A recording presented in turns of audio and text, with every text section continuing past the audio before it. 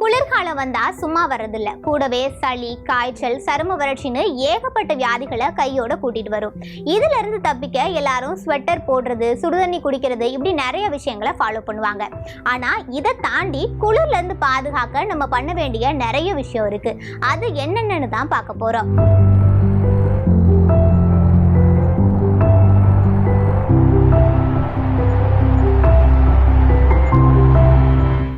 குளிர்காலத்துல நம்ம உடம்ப நார்மல் ஹீட்ல வச்சுக்கிறது ரொம்ப முக்கியம். சோ அதுக்கு தகுந்த மாதிரியான ஆடைகளை தான் நம்ம அணியணும். கை கால்லாம் ரொம்ப ஜில்லுன்னு ஆகாம இருக்க முழுக்கை சட்டைகளை நம்ம பயன்படுத்தலாம். அதே போல முழு நில பேண்ட்டுகளையும் நம்ம பயன்படுத்தலாம். இப்போ நீங்க வெளில போறீங்க அப்படின்னா கை கால்லாம் நல்லா கவர் பண்ற மாதிரி சாக்ஸ் போட்டு போகலாம். அதே போல டர்ட்டில் நெக் டிஷர்ட்னு சொல்லுவாங்க, அது நமக்கு இந்த பகுதி வரைக்கும் நல்லா கவர் ஆகும். சோ அதை பயன்படுத்தினா குளிரை இன்னும் கூட பெட்டரா ஹேண்டில் பண்ண முடியும். குளிர்காலத்துல நம்ம எல்லாரும் பண்ற ஒரு பெரிய தப்பு என்னன்னா, குளிரை கட்டுப்படுத்த என்னென்ன தேவையோ எல்லாமே நம்ம பண்ணுவோம். ஆனா ரத்த ஓட்டத்தை சீரா வச்சுக்க நம்ம எந்த ஸ்டெப்புமே எடுக்க மாட்டோம். அதனாலதான் குளிருக்கு கம்பளி அப்படின்னு சொல்லுவாங்க.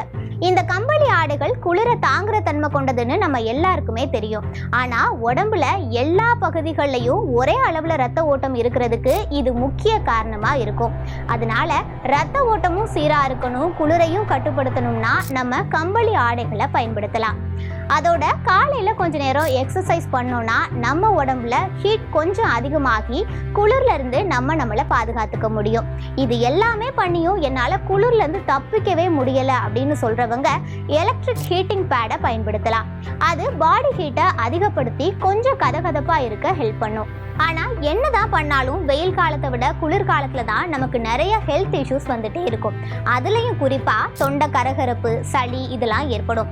அதை தடுக்கிறதுக்கு சமையல் உப்பை வெதுவெதுப்பான நீர்ல கரைச்சு வாய் கொப்புளிச்சா தொண்டை வலி சரியாயிரும். அதே போல சுடுதண்ணில கொஞ்சம் துளசி, கிராம்பு, மிளகு, ஏலக்காய் இதெல்லாம் போட்டு கொதிக்க வச்சு குடிச்சா சளி, மூக்கடைப்பு, தொண்டை வலி இப்படி எதுவுமே நமக்கு வராது. நம்ம உடம்புல நீர் சத்து கம்மியா இருந்தாதான் இது போன்ற நோய்கள்லாம் ஏற்படும். அதனால தண்ணியே தவிக்கலனாலும் குளிர்காலத்துல நம்ம நிறைய தண்ணி குடிக்கணும். குறிப்பா இந்த சீசன்ல குழந்தைங்க தான் அதிகமா அஃபெக்ட் ஆவாங்க. அதனால அவங்களுக்கு பால்ல கொஞ்சம் மஞ்சள் தூள், மிளகு தூள் போட்டு கொடுத்தோம்னா நோய் எதிர்ப்பு சக்தி அதிகமாகும். அதே போல சிட்ரஸ் வகை பழங்களை இந்த சீசன்ல குழந்தைங்களுக்கு கொடுக்கறத தவிர்க்கணும். ஆரஞ்சு, சாத்துக்குடி, திராட்சை, சீத்தாப்பழம் இதெல்லாம் தவிர்த்துட்டு ஆப்பிள், கொய்யா, பப்பாளி இதெல்லாம் கொடுத்தோம்னா குழந்தைங்களுக்கு சளி பிடிக்காமையும் பார்த்துக்கலாம், எதிர்ப்பு சக்தியையும் அதிகப்படுத்தலாம்.